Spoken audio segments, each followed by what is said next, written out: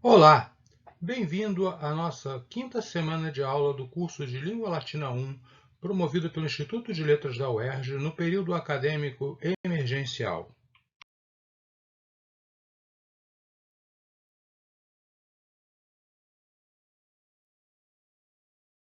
Nossa aula de hoje tratará do terceiro dos 6 casos latinos, que é o caso ablativo.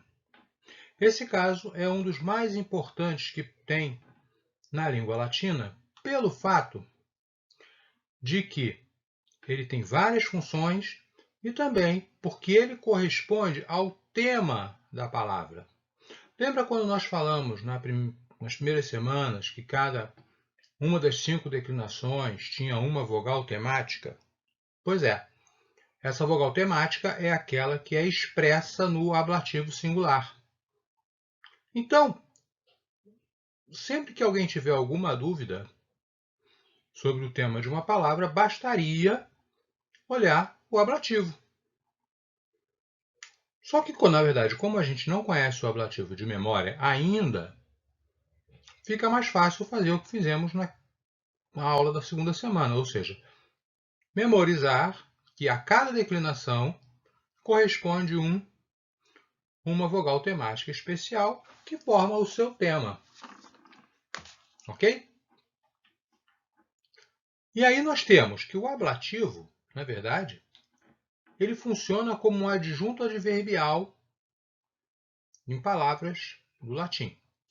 O que eu quero dizer com isso? Gente, uma coisa que quase não é trabalhada quando se estuda análise sintática nas aulas de português é que existe uma diferença entre advérbio e adjunto adverbial.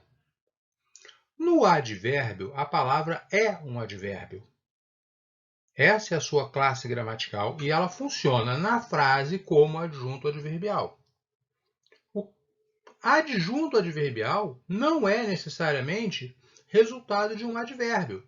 Por exemplo, quando eu digo morreu de frio, o adjunto adverbial de frio indica a causa, mas ele é formado pela palavra frio, que é um substantivo. Ou seja, todo advérbio vai funcionar como adjunto adverbial, mas nem todo adjunto adverbial será formado por um advérbio.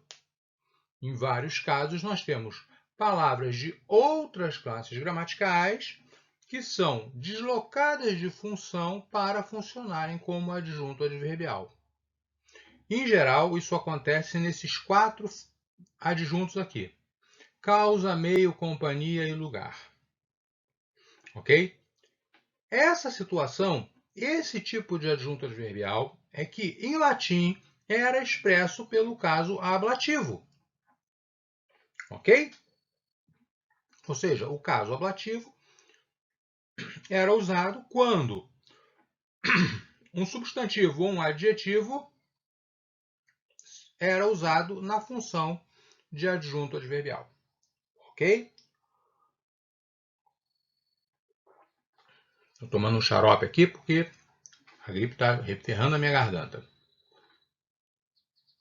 Entretanto, como o ablativo sempre mostra o ponto de partida de uma ação, pensa comigo, morreu de frio. A ação começa com o frio, e a consequência é a morte. Viajou com Mariana. A ação começa com Mariana, que é o pré-requisito da ação para que possa acontecer a viagem. Ok? Em razão disso, o agente da passiva em latim também era expresso pelo caso ablativo, como a gente vai ver daqui a pouco. Só estou falando isso agora, mas daqui a pouco eu vou desdobrar essa questão.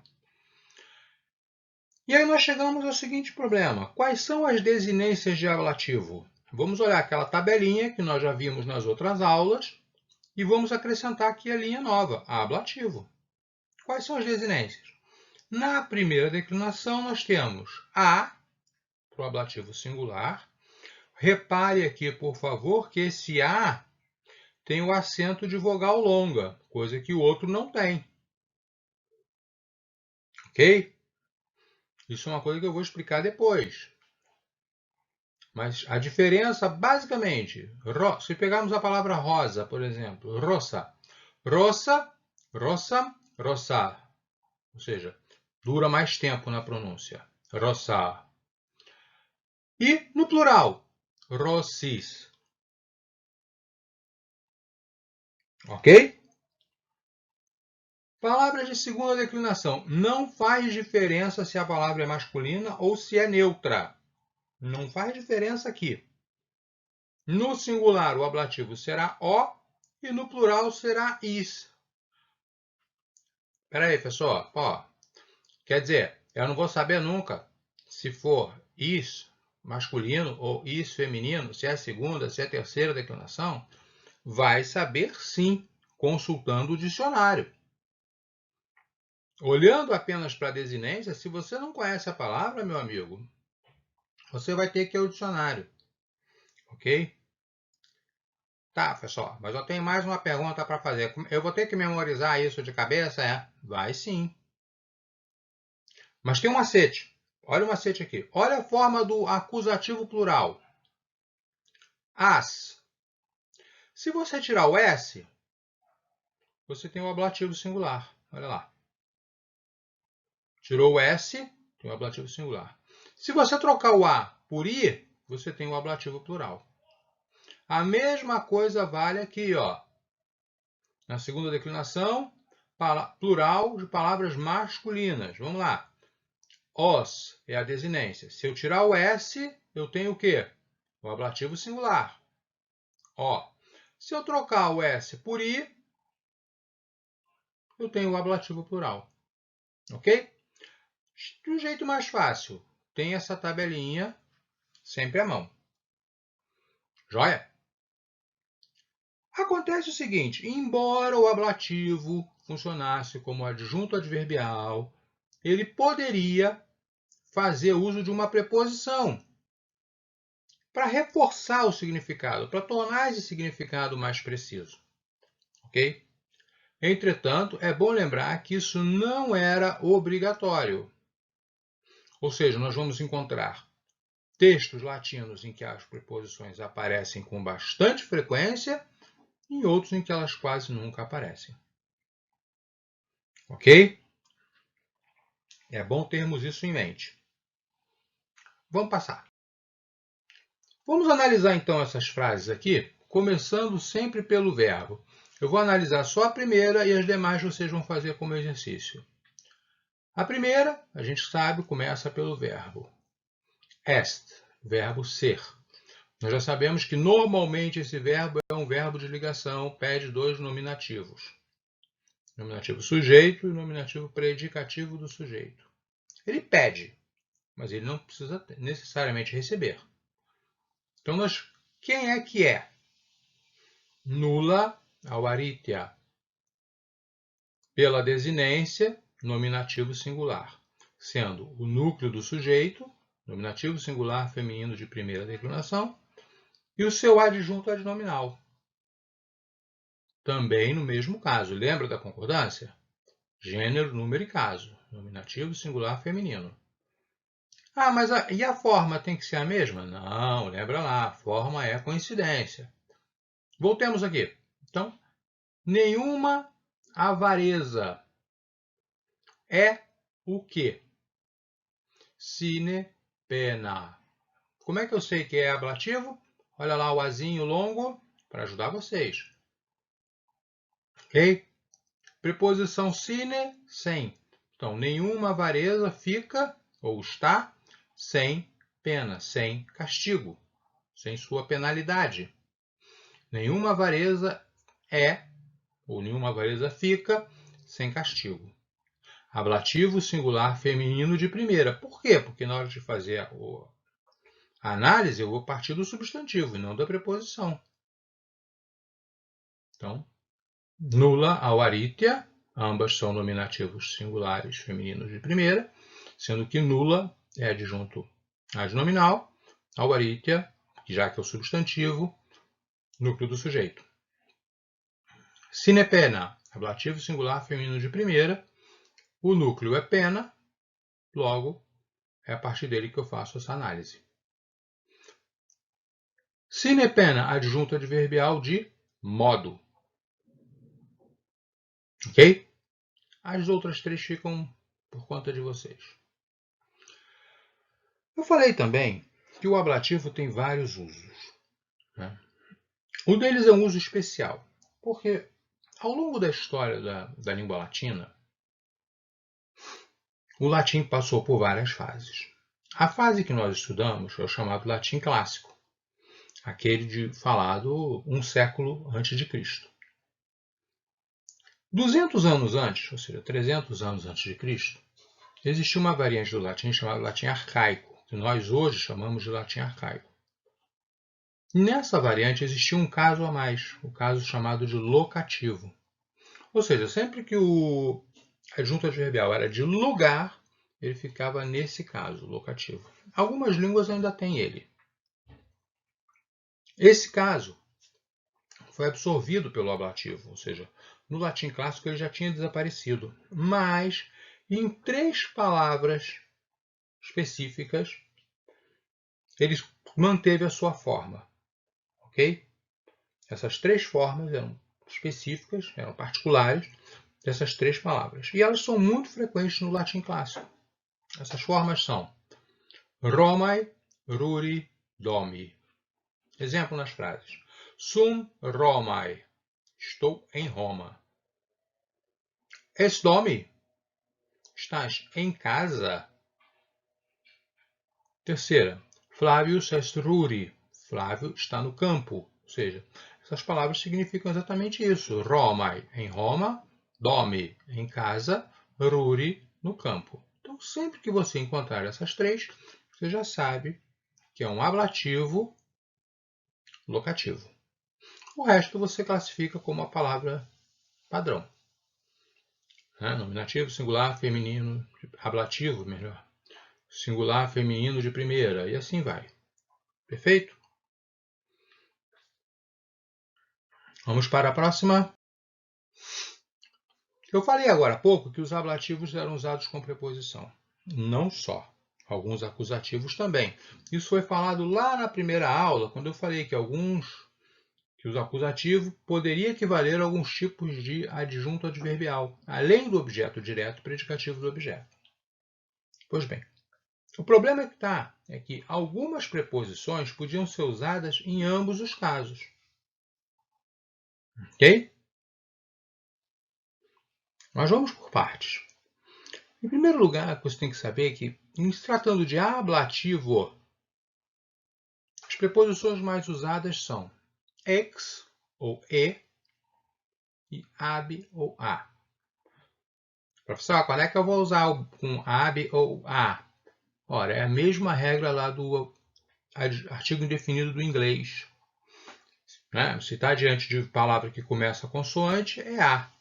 Se diante de palavra que começa com vogal, é ab.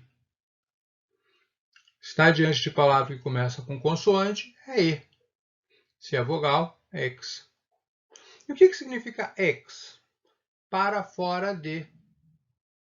Então, quando você fala do seu ou da sua ex, é alguém que você jogou para fora da sua vida.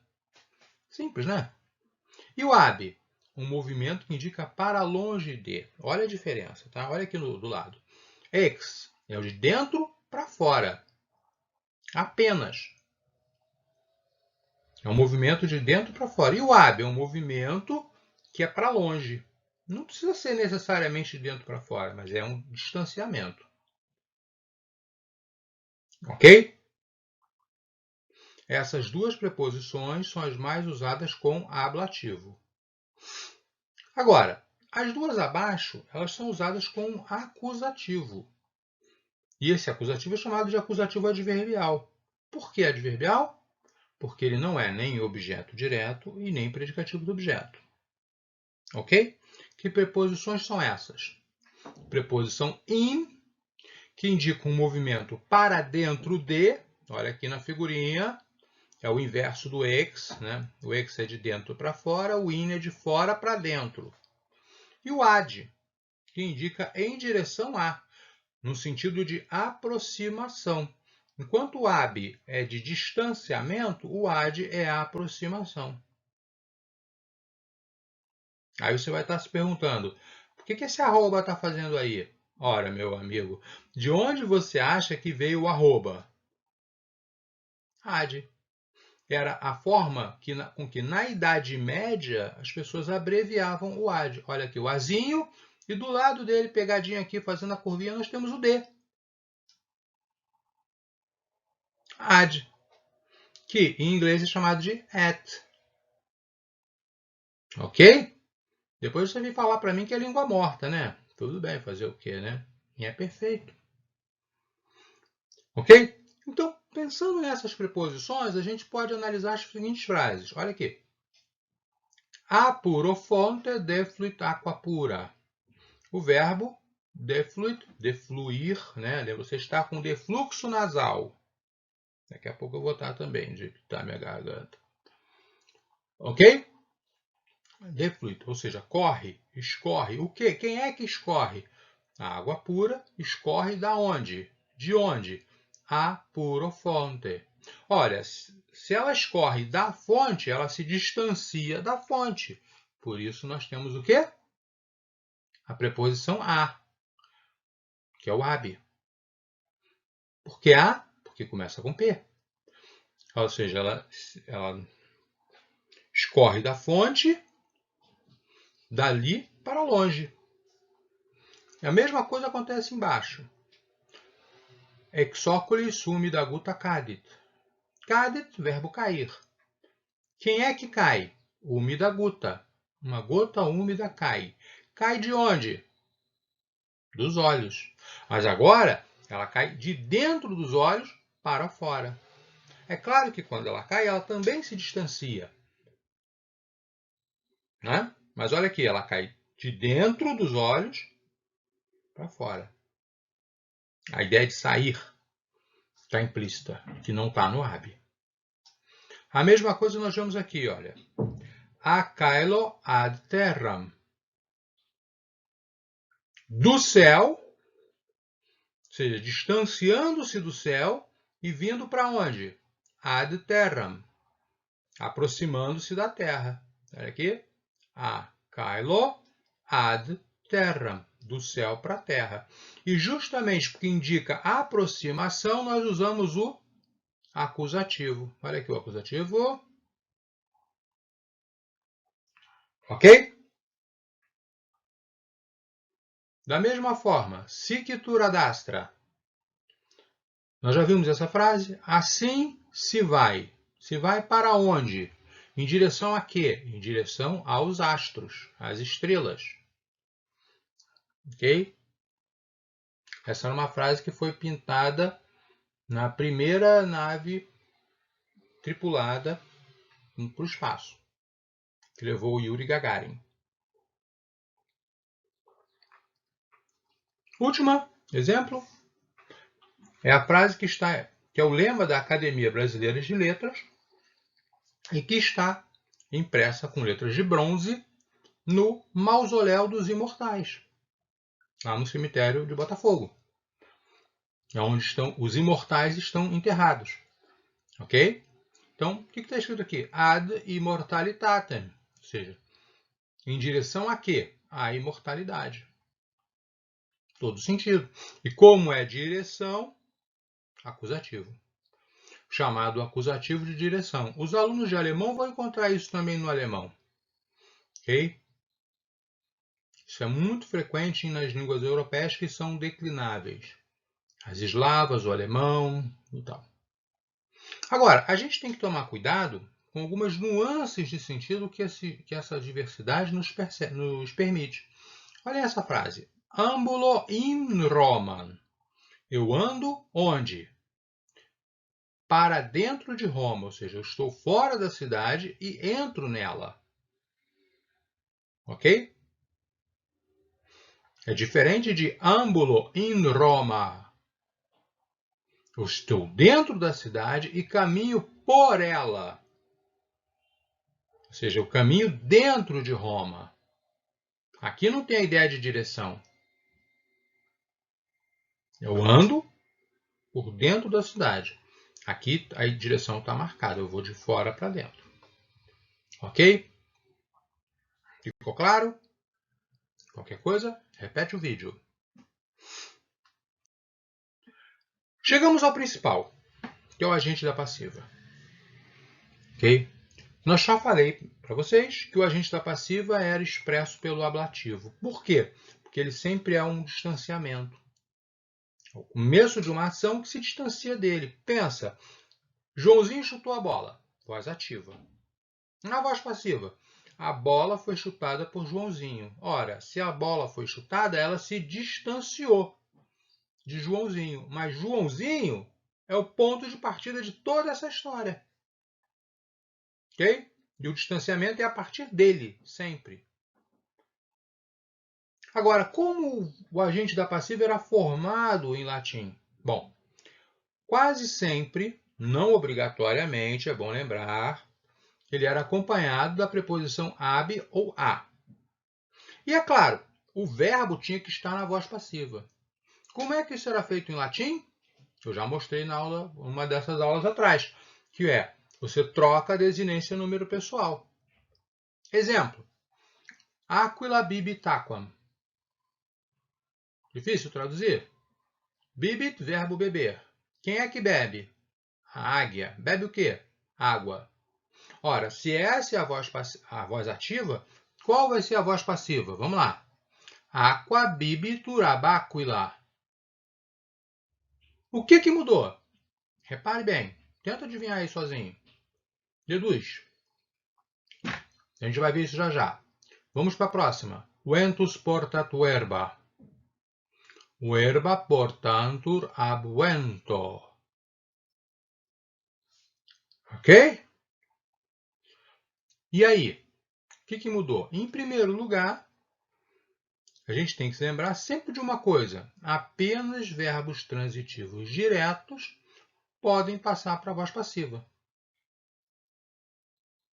Essa é uma característica do latim que o português e as demais línguas neolatinas herdaram. Ok? Para que haja voz passiva, é necessário haver verbo transitivo direto. E aí, o que aconteceu?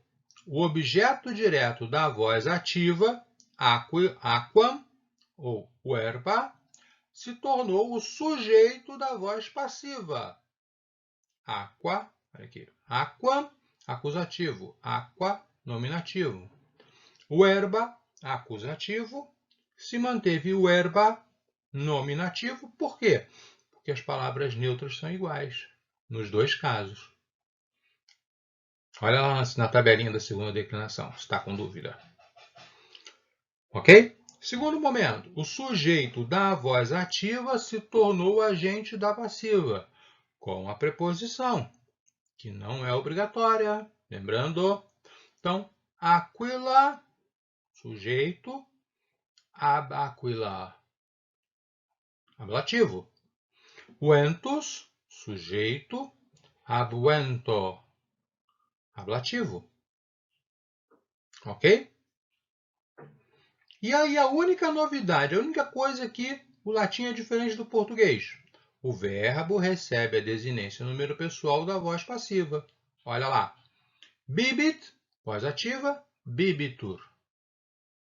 Voz passiva. Portat, portantur. Ei, mas aqui passou do singular para o plural. Por quê? Porque aqui está no plural, né? O vento carrega as palavras. As palavras são carregadas, são levadas pelo vento. Ok? Aí é claro, o verbo tem que concordar com o sujeito e blá blá blá. Perfeito? Vocês terão agora a grande chance de poderem praticar traduzindo as frases abaixo, da forma costumeira. Ok? Quero mostrar uma coisinha para vocês. Aqui na frase 4, temos a palavra homines, que é de terceira declinação, que nós não estamos estudando ainda. Mas o acusativo de homines também é homines. Então, é tranquilinho. Ok?